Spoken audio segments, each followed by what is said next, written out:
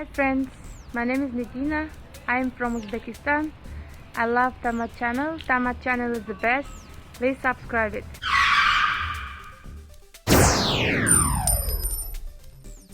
Hi friends, ഇന്ന് ഞാൻ ഉണ്ടാക്കാൻ പോകുന്നത് ഒരു മൊറോക്കൻ ട്രഡീഷണൽ ഡിഷ് ആണ് കുസ്കൂസ്.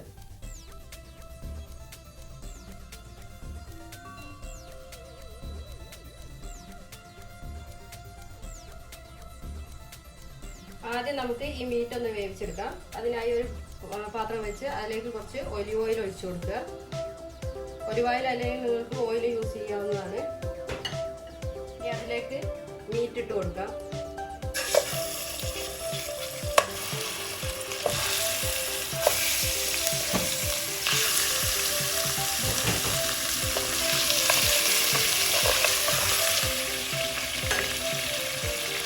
ഇനി ഇതിലേക്ക് ഒരു കപ്പ് ഉള്ളി ഇട്ട് കൊടുക്കാം. ഞാനിവിടെ ഒരു വലിയ ഉള്ളിയാണ് ഉപയോഗിച്ചിരിക്കുന്നത്. ഇതിലേക്ക് ഇനി മസാലകൾ ചേർത്ത് കൊടുക്കാം. 1 ടീസ്പൂൺ മുളക് പൊടി, ഒരു 1/2 ടീസ്പൂൺ മഞ്ഞൾപ്പൊടി, 1 ടീസ്പൂൺ കുരുമുളക് പൊടി, 1 ടീസ്പൂൺ ചുക്കുപൊടി. ഇതുകൂടി ചേർത്ത് നന്നായി വഴറ്റിയെടുക്കുക.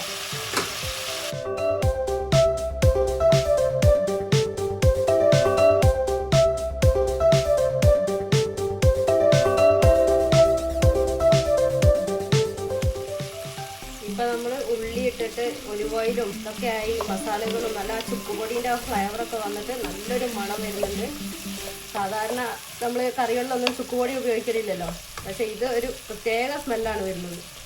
ഇനി ഇതിലേക്ക് ഒരു തക്കാളി ചെറുതായിട്ട് കൊത്തി അരിഞ്ഞത് അല്ലെങ്കിൽ ഗ്രേറ്റ് ചെയ്താലും മതി, അതും കൂടി ചേർത്ത് കൊടുക്കാം. ഇതൊന്ന് നന്നായിട്ട് ഇളക്കി കൊടുക്കുക.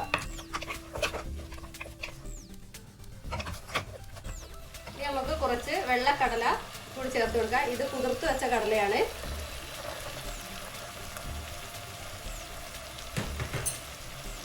പാകത്തിന് ഉപ്പും ചേർത്ത് നന്നായി ഇളക്കുക.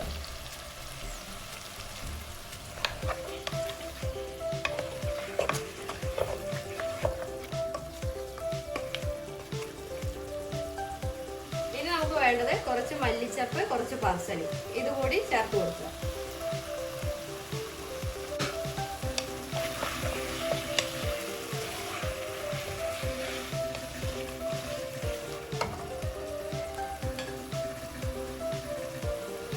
ആവശ്യത്തിന് വെള്ളവും ഒഴിച്ച് അടച്ചു വെച്ച് വേവിക്കുക.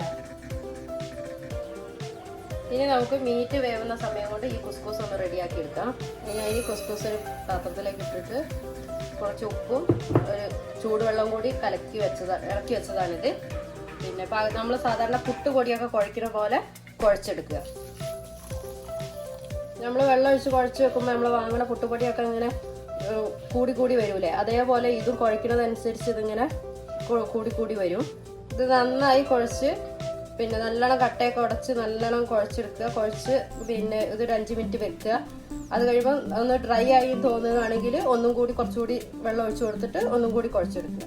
ഇപ്പം ഇതിങ്ങനെ കുഴച്ചതിന് ശേഷം നന്നായിട്ട് കുഴച്ച് കഴിയുമ്പോൾ കുറച്ച് ഒലിവ് ഓയിൽ ഒഴിച്ചു കൊടുത്ത് ഒന്നും കൂടി കുഴച്ചെടുക്കുക.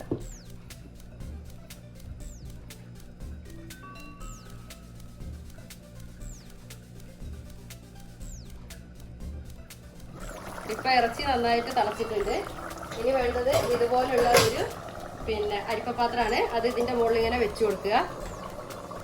ഇതിലിനി കുസ്കൂസ് ഇട്ടിട്ട് ഈ ഇറച്ചീൻ്റെ ആവിയിൽ വേവിച്ചെടുക്കുകയാണ് വേണ്ടത്. കുസ്കൂസ് ഇങ്ങനെ ഇട്ടിട്ട് ഈ ഇറച്ചീൻ്റെ ആവിയിൽ ഒരു 15 മിനിറ്റ് വേവിക്കണം. അതിനുശേഷം ഇതൊന്ന് മാറ്റി വെച്ചിട്ട് നമ്മൾ മാറ്റി വെച്ച വെജിറ്റബിൾ ഉണ്ട്, അത് ഇട്ട് കൊടുത്തിട്ട് വീണ്ടും ഇതുപോലെ തന്നെ ഒന്നും കൂടി വേവിച്ചെടുക്കണം.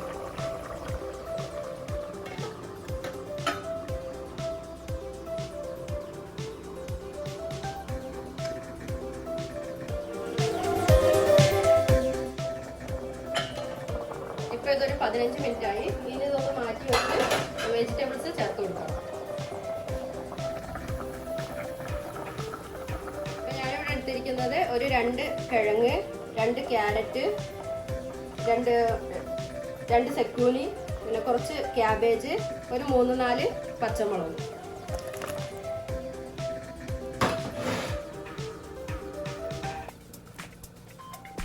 ഇത് ഇതുപോലെ വലിയ കഷ്ണങ്ങളായിട്ടാണ് എടുത്തിരിക്കുന്നത്. വെജിറ്റബിൾ ചേർത്ത് നന്നായി ഒന്ന് ഇളക്കി കൊടുത്ത് ഇതൊന്ന് മൂടി വെച്ച് തിളപ്പിക്കുക.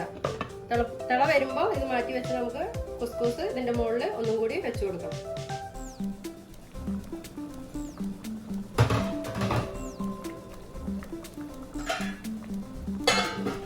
അപ്പൊ ഇത് തിളച്ചിട്ടുണ്ട്. ഇനി നമുക്ക് ഈ കുസ്കൂസ് ഈ വെജിറ്റബിൾ വേവുന്ന സമയം വരെ ഒന്നും കൂടെ ഇതേപോലെ വെച്ചിട്ട് ആവി കയറ്റിയെടുക്കാം. കുസ്കൂസ് ഇങ്ങനെ വെച്ചതിന് ശേഷം ഇതൊന്നും കൂടി ഇളക്കിയിട്ട് കൊടുക്കുക. വെജിറ്റബിൾ വേവുന്നവരെ ഇതൊന്നും കൂടി ആവി കയറ്റി വേവിച്ചെടുക്കുക. അപ്പം നമ്മൾ കുസ്കൂസൊക്കെ റെഡി ആയിട്ടുണ്ട്. ഇത് നല്ലൊരു ടേസ്റ്റാണ്. എല്ലാവരും ഇതൊന്ന് ട്രൈ ചെയ്ത് നോക്കണം. ഒരു പ്രത്യേക ടേസ്റ്റാണ്. എല്ലാവർക്കും ഇഷ്ടപ്പെടുന്ന ഒരു ടേസ്റ്റും കൂടിയാണ്. സൂപ്പർ, ഒന്നും പറയാനില്ല. പിന്നെ നമ്മൾ ബീഫും വെജിറ്റബിളൊക്കെ വേവിച്ച ബ്രോത്താണിത്. ഇതിൻ്റെ കൂടെ കൂട്ടിയിട്ട് ഇങ്ങനെ കുഴച്ചിട്ട് കഴിക്കുക. അതും കൂടി കഴിക്കുമ്പോൾ നല്ല അടിപൊളി സംഭവമാണ്. എങ്ങനെയുണ്ട്? സൂപ്പർ, സൂപ്പറാണോ?